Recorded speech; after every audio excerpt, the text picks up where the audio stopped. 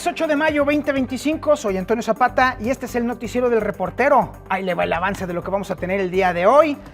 Todo el planeta distraído en este tema del Vaticano.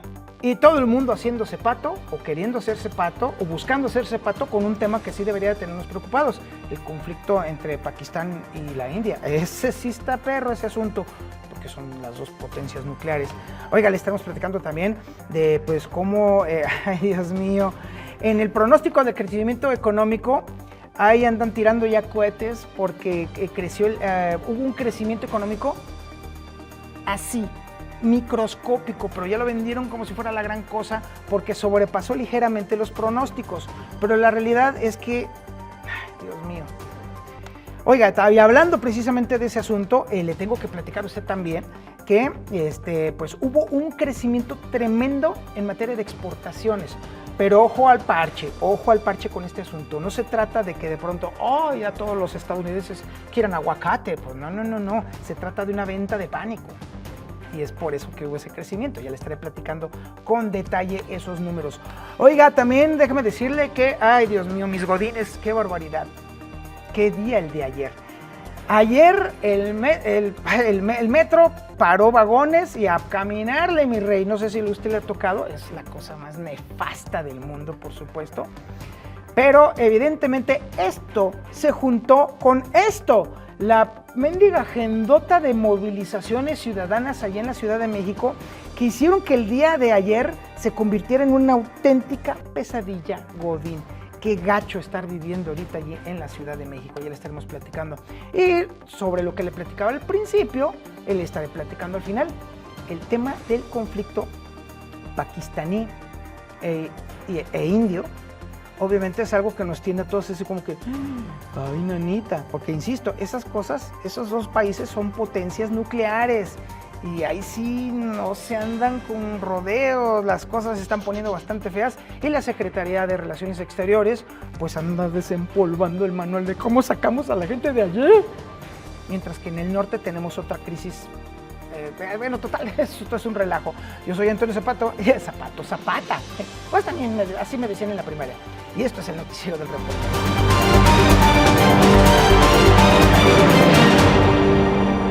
El esperado momento llegó, y con él la función más exclusiva del cristianismo.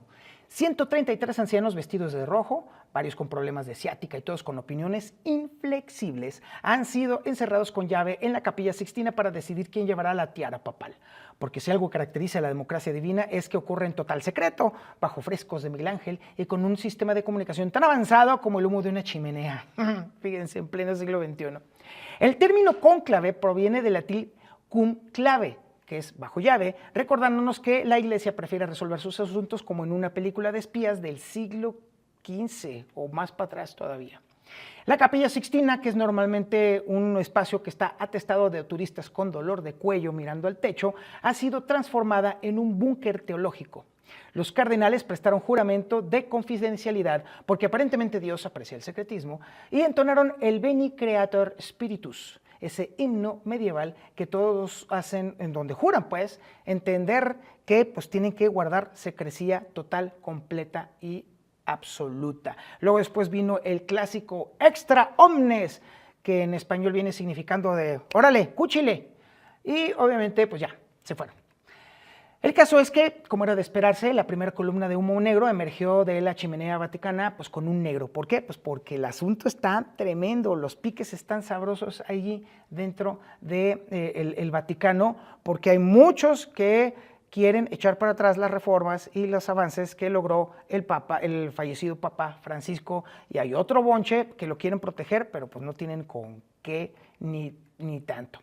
Después de 8 días de rezos, intrigas y negociaciones celestiales no hay acuerdo, los dos cardenales finalistas pasarían a una elección por muerte súbita que tristemente no es tan dramática como suena. Imagínense los dos viejitos ahí agarrando zacates.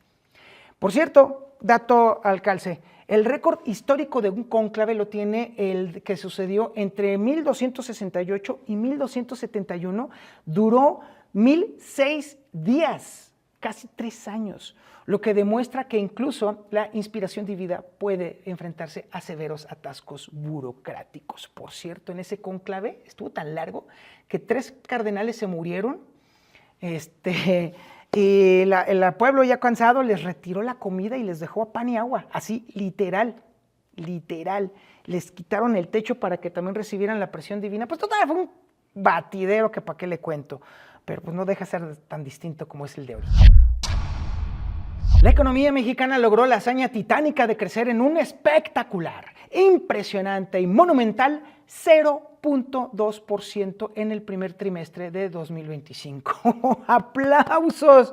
¡Aplausos, por favor! Este avance, si podemos llamarlo así, sin sonrojarnos, representa una expansión anual del 0.6%. Y aunque usted no lo crea, esa cifra superó las ya deprimentes expectativas de los analistas, quienes aparentemente habían apostado a que estaríamos aún más jodidos, más estancados. Y pues como diría mi abuelita, pues no está tan mal, mijito, lo bueno es que no estamos muertos. El desglose sectorial nos regala un panorama digno de una tragicomedia económica. Mientras el sector agropecuario florece con un robusto 6%, el sector industrial se desplomó menos 1.4% y el sector terciario se arrastra con un tibio 1.3% que apenas alcanza para comprar chicles. Este equilibrio, así más o menos, que es equilibrio sectorial, es como presumir que tu casa está perfectamente balanceada, porque mientras el techo está derrumbado, el jardín tiene flores muy bonitas.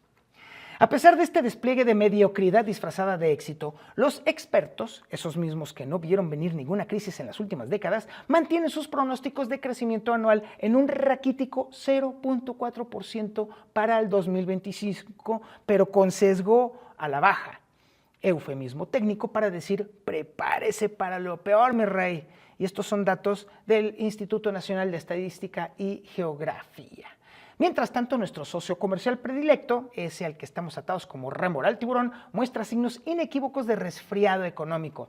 Estados Unidos registró una contracción trimestral del 0.07%, suficiente para que en México entremos en pánico preventivo.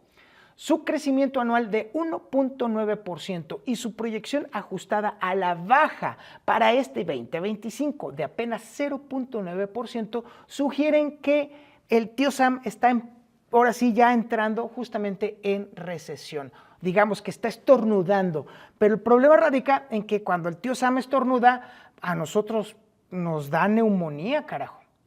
Pero sí, como siempre, seguimos celebrando mediocres victorias estadísticas mientras ignoramos el elefante en la habitación, nuestra dependencia económica de una economía extranjera que también está cojeando.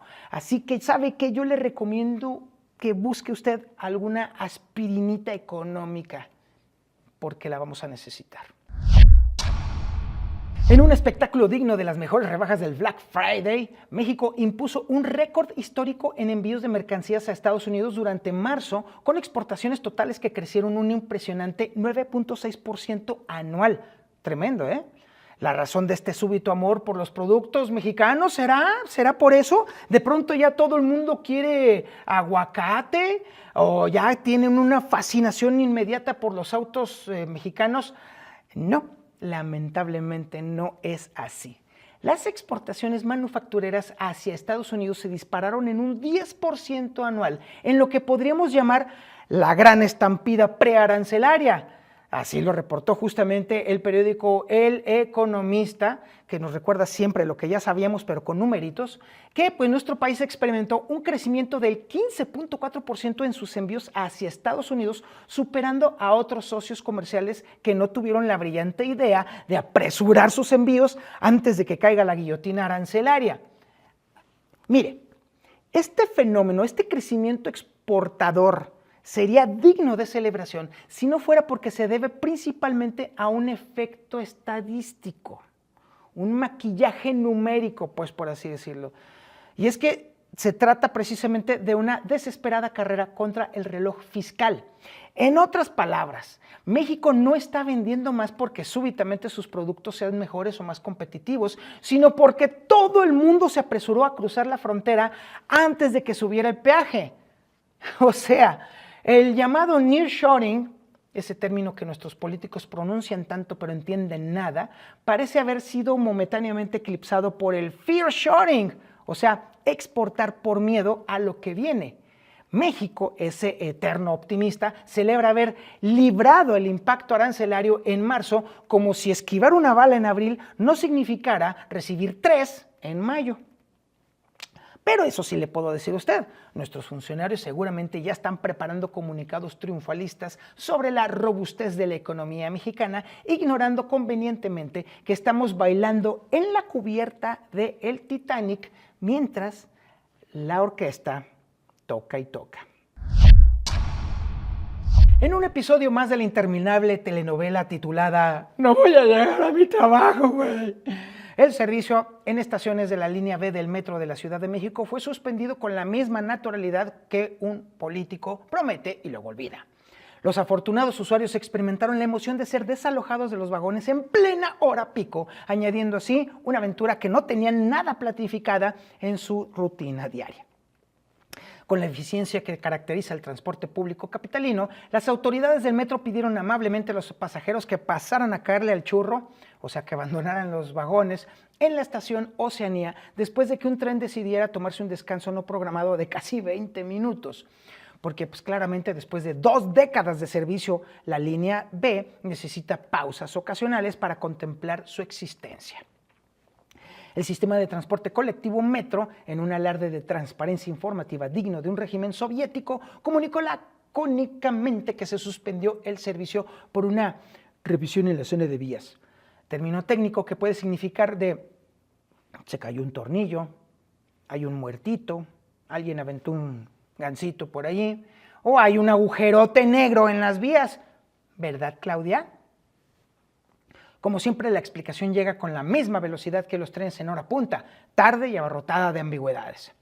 Para completar este ballet urbano de ineficiencia, la red de transporte de pasajeros va a terminar brindando apoyo extra con autobuses el día de hoy, porque nada dice que el Metro Oceanía no vaya a volver a tener problemas, porque el asunto cada vez se está poniendo peor. Así que, amigo Godín, si usted sabe lo que le espera y anda por ahí cerca del Oceanía, pues más vale que se vaya preparando para irse por arriba en vez de irse por abajo.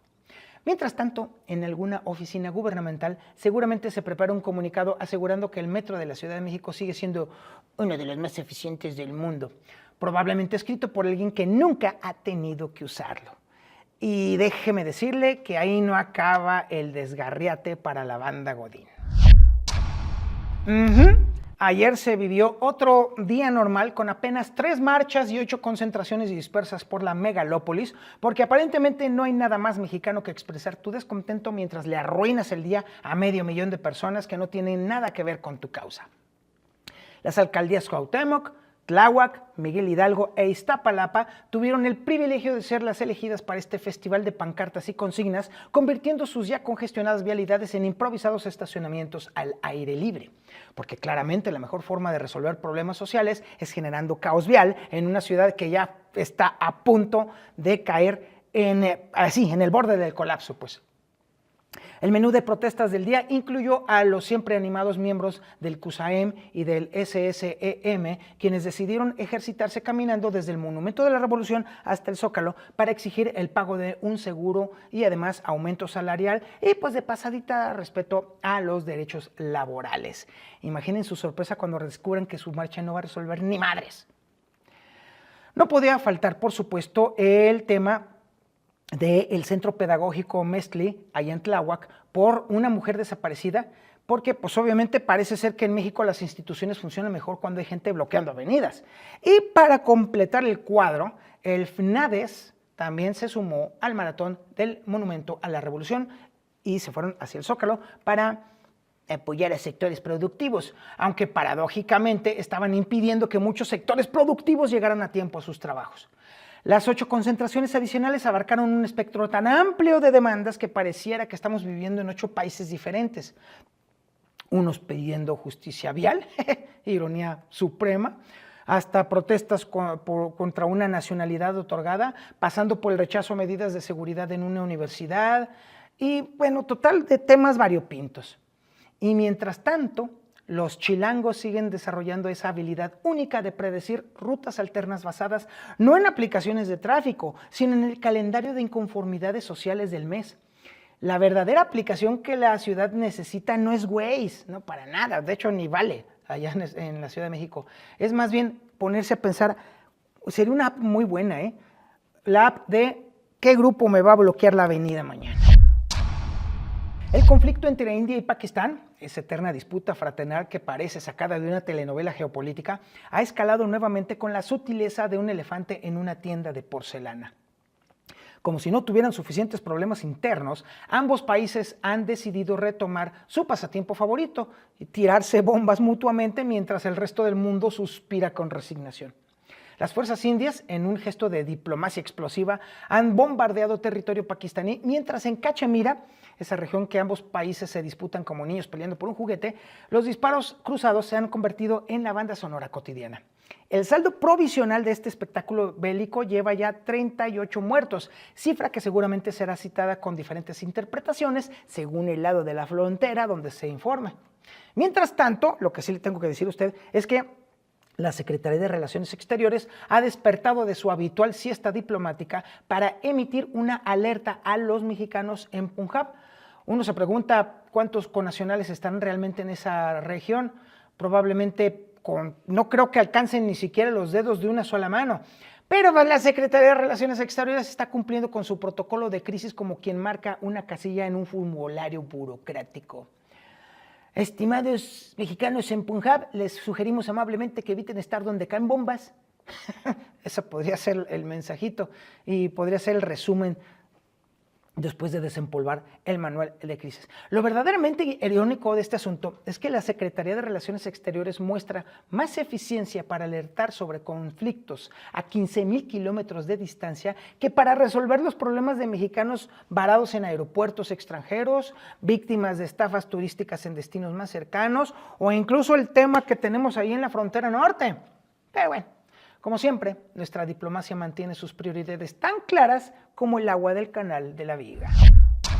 Y muchas gracias por su atención a este espacio informativo, el noticiero de El Reportero. ¿Se habrá dado cuenta usted de que hoy la aventamos más temprano, verdad? Sí, ando en eso precisamente pues hay que desmañanarse, hay que estar checando la información lo más temprano posible para que este noticiero sea realmente útil. ¿De dónde viene toda esa información que le estoy platicando? De la síntesis informativa de El Reportero. Suscríbase, meta su correo electrónico, ahí están las páginas en donde lo puede poner para que reciba usted las primeras planas, los cartones, los artículos, las opiniones, las columnas, toda la información verdaderamente importante que aparece en los medios de comunicación importantes. Si no tiene chance de aventarse todo el PDF, porque es un PDF bastante grande, se lo mando también en un resumen que usted se lo puede leer en menos de 7 minutos. Y si no dispone usted de esos 7 minutos, entonces también se lo mando en formato de podcast para que lo escuche, pues no sé, mientras se baña, mientras desayuna, mientras lleva a los hijos a la escuela, mientras se transporta a su trabajo. El chiste es que usted, llegando a la oficina, diga, yo me la sé de todas, compañeros. Para que se le acerquen, para que le inviten unos tacos, no sé, algo, un cafecito, eso sí. Pero bueno, suscríbase, está muy buena la síntesis informativa. Y pues como siempre, la recomendación que hace sobrevivir a más de 3. Pórtese mal, cuídese bien y niéguelo todo.